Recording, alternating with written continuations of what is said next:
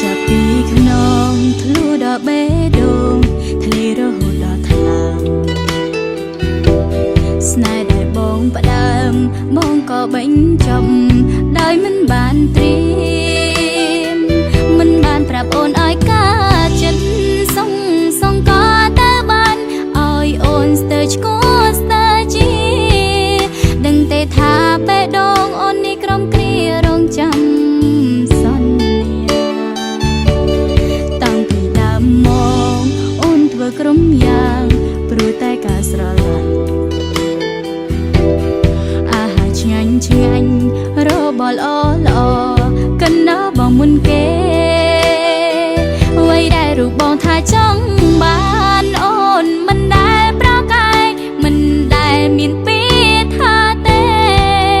បងថាមនុស្សបងចង់ក្បែរគឺជារៀមរាអងវម៉ែ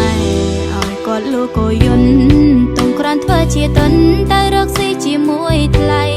ម៉ែក៏ព្រមក៏ធ្វើតាមសម្ដីតែអ្នកបដូរផ្លាស់ថ្មី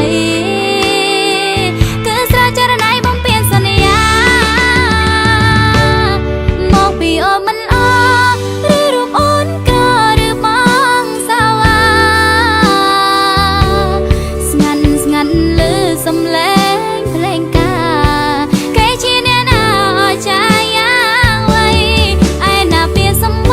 ត្តិតែរូបបងស្ពន់ថាព្រមចូលស្ដីគេបានខ្លាយជាប្រពន្ធថ្លៃប្រយ័ត្នណាបងគេកងដល់ដៃ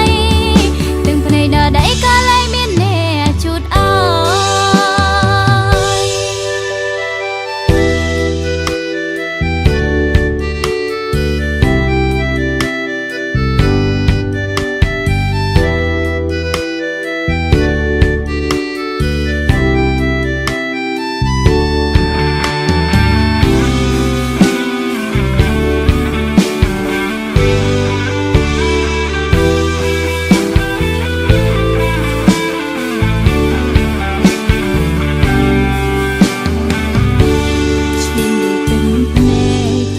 យចងដៃថ្ងៃមុនក៏ជីវ៉ាដៃកាន់ដបស្រាចំនោះបាញ់ផ្កាផ្ទុយពីកូនក្រមុំជូនពរឲ្យបងមានក្តីសុខឈុំក៏ហោឈប់ក្បត់រៀនរស់ធ្វើជាមនុស្សស្មោះតែបើគេក្បត់បងវិញនោះទុកជាវេនកម្មអងវម៉ែឲ្យគាត់លោកក៏យន់តុងក្រានធ្វើជាតន់ទៅរកស៊ីជាមួយថ្លៃម៉ែក៏ព្រមក៏ធ្វើតាមសម្ដីតែអ្នកបដូរផ្លាស់ថ្មីគឺស្រចរណៃបំពេញសន្យាមកពីអូនមិនអឬរូបអូនក៏ឬបងសាវ៉ាស្ងាត់លឺសំឡេងភ្លេងការគេជាអ្នកណាអស្ចារ្យយ៉ាងវៃឯណាពីសម្ប